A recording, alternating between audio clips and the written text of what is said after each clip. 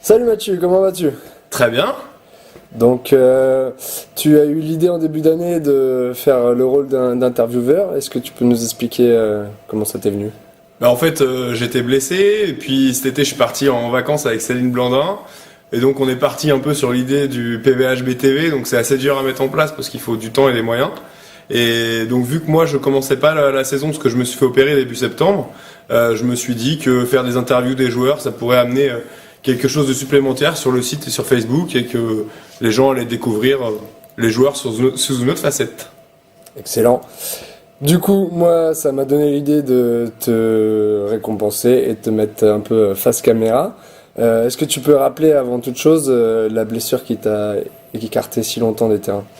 En fait, ça s'appelle la maladie d'Haglund. Donc ça se passe au niveau du talon. En fait, c'est une excroissance de l'os, le calcanéum, qui provoque en fait un frottement sur le tendon d'Achille.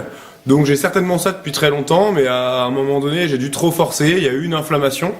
Et puis le seul après donc 2-3 ans de galère, le seul moyen en fait pour enlever cette inflammation, c'était de raboter l'os. Donc ce que j'ai fait au mois de septembre, et puis je regrette pas du tout. Voilà, c'était ma question qui allait découler. Comment tu te sens maintenant? Je me sens bien, j'ai pas du tout de douleur au pied où je me suis fait opérer. Par contre, je sais que j'ai quelques douleurs à l'autre, ce qui fait que c'est un petit peu embêtant là sur la reprise, mais on verra à la trêve cet été ce qu'on fait. Ok. Donc tu passes devant la caméra parce que désormais tu n'as plus le temps de nous interviewer car tu refais partie du groupe. Est-ce que tu peux nous expliquer ton intégration et ta rééducation pour en arriver là? La rééducation, moi j'ai passé donc un mois d'arrêt de travail en béquille suite à l'opération. Après en fait je suis vite revenu à la salle où j'ai passé 2 mois à la musculation on va dire.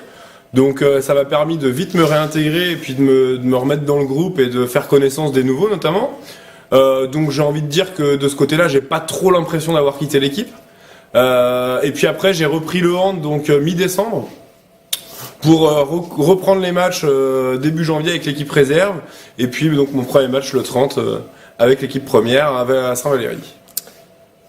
Donc ton premier match en équipe première, comment est-ce que tu l'as vécu? Je l'ai en vécu N1 à Pouzauges. Ouais, en N1 à Pouzauges, donc c'était la semaine dernière.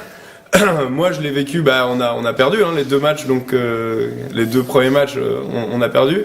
Alors après en N1 à Pouzauges, c'est vrai que on était sur 4 défaites. La semaine dernière, on voit que l'équipe progresse parce que j'ai quand même suivi depuis le début de l'année. Donc tout le monde progresse. On est vraiment pas loin. Ça a failli passer la semaine dernière. J'espère que ça passera demain. Après voilà, ce que moi je peux regretter, c'est qu'il manque que la salle en fait fasse vraiment peur aux adversaires. On avait, quand on était en National 2 et qu'on jouait les premiers rôles, on avait une salle qui était chaude bouillante, qui nous aidait vraiment. Et là, j'ai senti un petit peu des gens comme nous dans la difficulté de voir qu'on n'arrivait pas à franchir le pas. Donc moi, ce que j'attends demain, en fait, le match contre la l'AVC Nantes, c'est que le public s'enflamme pour pouvoir justement faire peur à cet adversaire et puis nous aider à franchir le cap de la première victoire.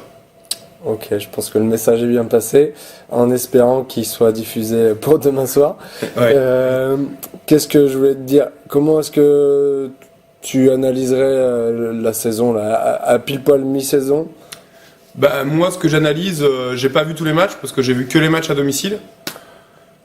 C'est que le départ a été très compliqué vu de loin et au vu des scores, parce qu'il y a eu des écarts conséquents. Ce que je peux dire, c'est j'ai vu l'équipe évoluer tout au fil de la première saison, et on voit bien qu'en face, ils ont tout le temps 1 ou 2 joueurs de haut niveau, voire très haut niveau, qui savent faire la différence en fin de match, alors que nous, en fin de match, avec la fatigue, on est plutôt en train de faire des erreurs collectives ou individuelles. Et je pense que ça se joue à des détails que j'espère on va vite réussir à régler pour l'opération maintien, parce que moi je crois toujours au maintien. Excellent. Un petit mot justement pour la deuxième partie de la saison. Comment est-ce que tu vois ça et qu'est-ce qu'on peut te souhaiter pour la suite?